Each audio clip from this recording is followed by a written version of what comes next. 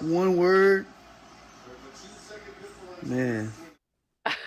Okay, instead of Offensive Player of the Year, JSN getting the wrong trophy, but he says, just keep the award at this point. Leave it in the history books, though. Actually, the league has apologized. They're going to send him the real deal. The funny thing is he actually had 3 tackles last year on interceptions from Sam Darnold, so he did qualify there. Hey! Shrakes. What do you guys think? Look, I appreciate all of it. Myles Garrett got the Offensive Player of the Year. It was just a mix-up in the mail. That's how I look at it. I'm sure that's what happened. That's it. Yeah. Right. So we got us to thinking that what if this happened to someone on our panel here, our esteemed Mina Kimes, who, look at that, Mina.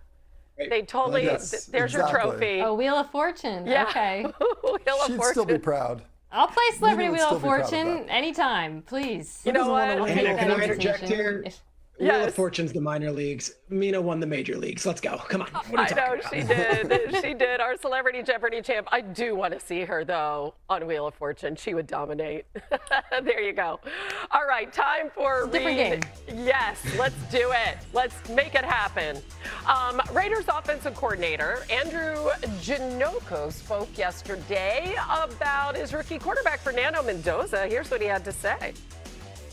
He's somebody that wants to know the whys of everything, the story behind everything, what we're calling, but why are we calling it? He's really just a sponge that wants to know everything. So it's a lot of fun working with a quarterback like that because he's coming in as a blank slate in this offense, never been in this offense before, and just asking a ton of questions. He's asking questions that you might not have thought about in a couple years.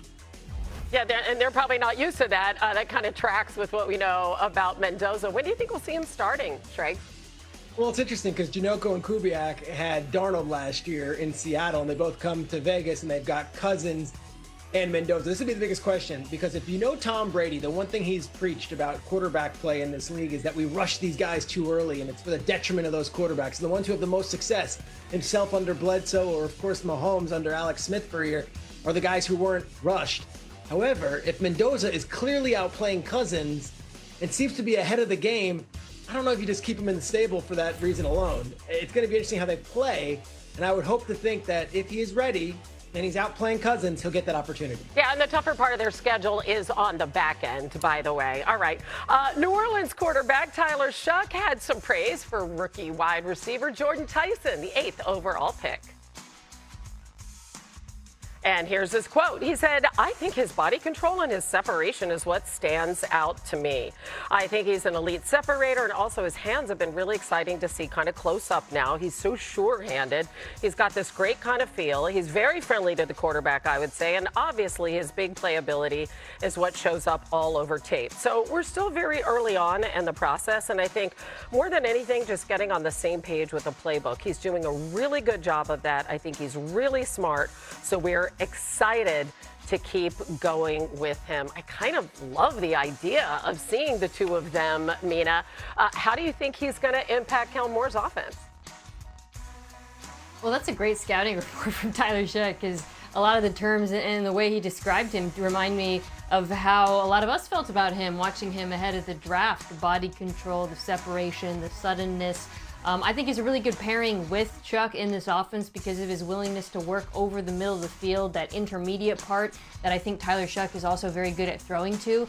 And I like how it pairs with Chris Olave. You know, Olave had 100 catches last year, but no other Saints receiver had more than 50. The next closest of the receivers was Rashid Shaheed, who, as we know, was traded. So they really needed a second wide receiver, and they get one who has the ability, I think, to be a number one. This could be a 1A, 1B situation in New Orleans, and it's not surprising that the quarterback is thrilled. Yeah, no kidding. I think it'll be a lot of fun to watch. Meanwhile, on to Cincinnati, where quarterback Joe Burrow spoke about his team's offensive moves, and he said, and I quote, they're going to keep getting great players to come play for the Bengals, and when they do that, then it's my job and Zach's job and the leader of this team to bring the locker room together and then go execute on the field. We have everything we need. Jeff, what does he mean by everything we need?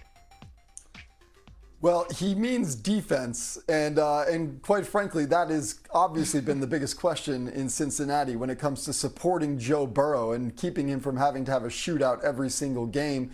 4 new defensive starters. Burrow saying that he has felt the presence of those players already.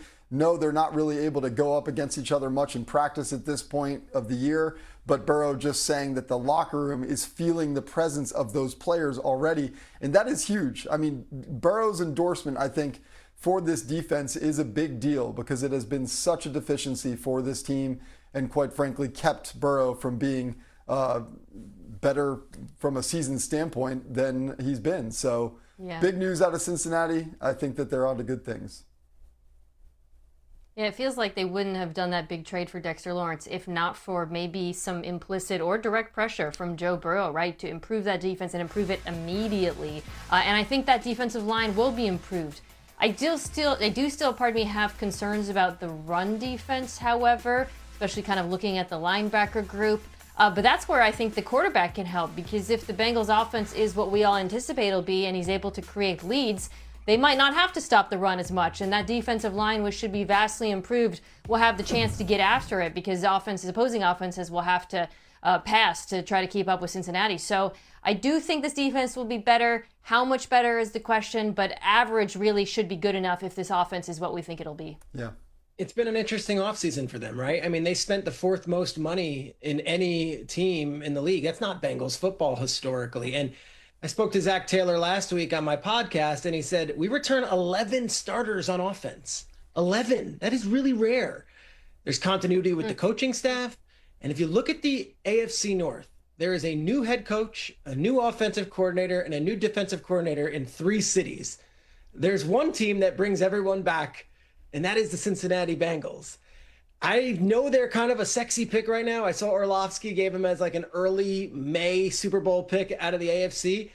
But there is a lot of momentum, and there's a lot of reason to like what the Cincinnati Bengals have going on right now. And they've missed the playoffs 3 years in a row, but they do feel like there's something cooking there up there in Ohio. I mean, listen, that's an offense that's ranked in the top 10 in efficiency over the last 2 seasons, even though Burrow missed half of last season.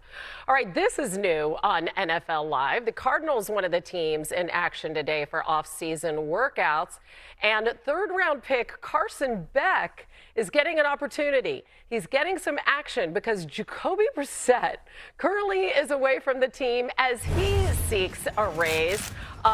JD, what kind of opportunity might this present for Beck?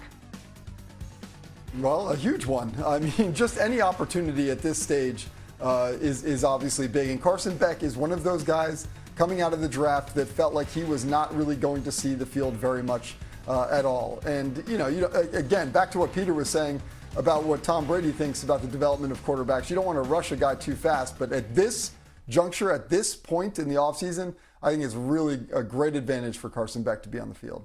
Yes. It's interesting. Mike LaFleur was the coach of the Senior Bowl a few years back when Gardner Minshew was in it, and he said he blew him away there, and that's one of the reasons why he signed him as a free agent. I didn't expect them to think that it's going to be Minshew versus Beck, but we could get to that point. It's just a question of how long will Jacoby Brissett really do this? Who has the leverage in this?